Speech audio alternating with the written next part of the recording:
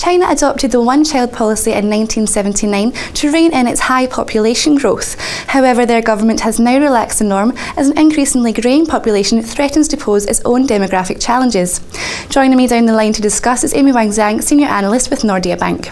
So Amy, according to recent reports, if trends continue, 1/3 of China's population will be at least 60 years old by 2053.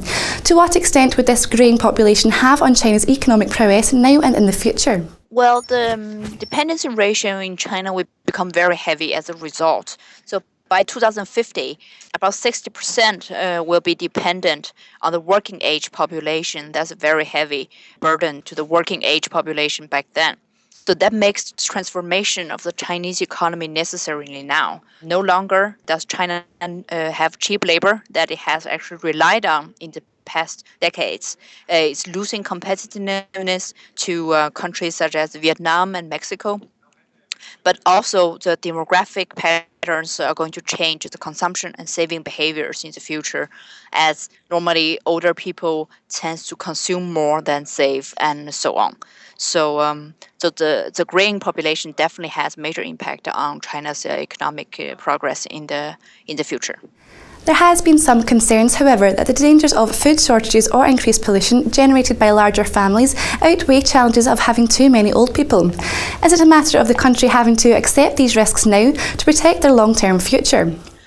I would say that in the next 5 to 10 years, the dangers of food shortage, or perhaps even more, the food safetyness and pollution is much more a challenge for China than the greying population. That is in the next 5 to 10 years, because the demographic patterns is not going to be that visible in the coming decade. It poses some challenges in the longer term, but I mean it's the same challenge we see in many other countries. But I would say that if China successfully alters some of the current conditions, especially for migrated laborers, and it won't be a big problem if China will actually succeed to get imported labor from other Asian countries. China has not yet issued an official GDP forecast for 2013, but Cass said the economic growth may quicken to 8.2% from an expected 7.7% this year.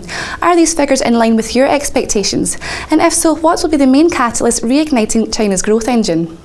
Actually, we expect 8.1% in 2013 ourselves. So it's basically in line with the Cass estimation. We believe the driver will be public infrastructure investments that has actually driven the rebound so far this year, or at least in the last quarter. And then probably also the real estate sector will also give some boost to the growth. I think the first and probably the largest challenge will be how to effectively fight corruption and regain public confidence, which is currently very low level. And then other challenges, particularly related to the economic side, it's local government financing related to the shadow banking that needs close monitoring from the authorities, and also house market overheating might become an issue in 2013. Are you expecting more stimulus in terms of monetary and indeed fiscal policy in 2013? Not from the monetary side. From the fiscal side, it would be more likely. One could be the kickstart of the infrastructure investments that have been approved this year.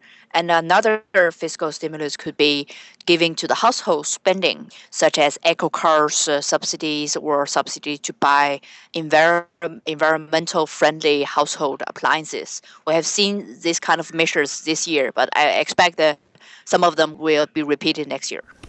China's new government have claimed they will be less extravagant in a bid to reshape its image amid growing criticism of some politicians' decadent lifestyles. But what do you make of the Beijing bling ban?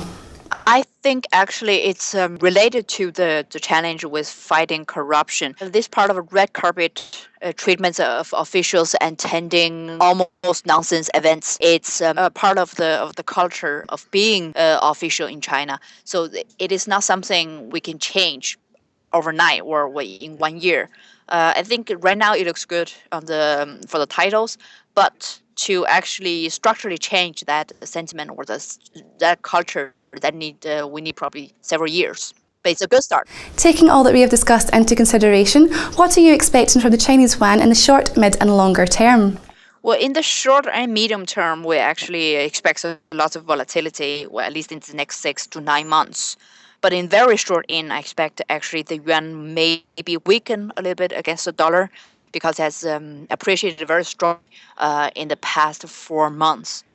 To demonstrate this two-way flexibility that the authorities have reiterated in a long time now, they will have incentive to weaken the currency for now. But in the longer term, I expect the appreciation trend to be intact. That is mainly due to robust perspective in growth in China relative to US. Amy, thank you so much for your time and perspective. It has really been very interesting speaking to you. Well, that's all we have time for at the moment, but tune in tomorrow for an all-important look at the Bank of England rate decision. Bye for now.